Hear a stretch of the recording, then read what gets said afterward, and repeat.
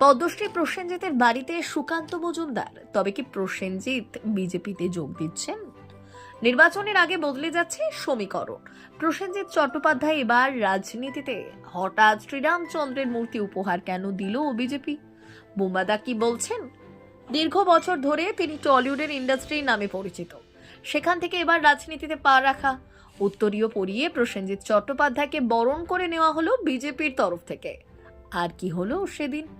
প্রসেনজিৎ নিজে কি বলছেন? বিজেপি নেতা সুকান্ত মজুমদার, রুদ্রনীল ঘোষ সহ আরো অনেকে এসেছিলেন প্রসেনজিৎ চট্টোপাধ্যায়ের বাড়িতে। বিজেপি প্রাক্তন রাজ্য সভাপতি এবং সাংসদ একগুচ্ছ উপহার নিয়ে আসেন। সেগুলো এক এক করে তুলে দেন বুম্বাদার হাতে। উত্তরীয় পরে প্রসেনজিৎ চট্টোপাধ্যায়কে বরণ করে নেন। তারপর তুলে দেন একটি ফুলের তোড়া।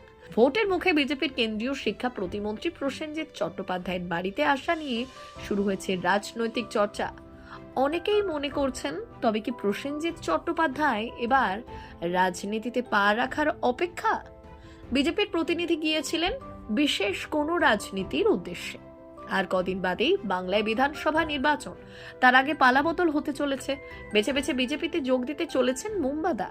যদিও এমনটা নয়, আসল সত্যিটা জানুন।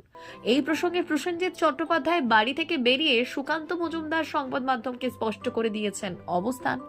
প্রসেনজিৎ চট্টোপাধ্যায় কি বললেন এবং তাদের তরফ থেকে কি বলা হলো সেই ভাবমূর্তি পরিষ্কার করে দিয়েছেন প্রসেনজিৎ চট্টোপাধ্যায়।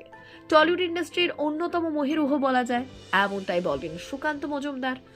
আমাদের সভাপতি অনুপম ভট্টাচার্য সহ অন্যান্যরা মাননীয় বুম্বাদাকে শুভেচ্ছা জানালাম, অভিনন্দন জানালাম। প্রায় 40 বছর ধরে বাংলা ফিল্ম ইন্ডাস্ট্রির সেবা করে গিয়েছে এই মানুষটি।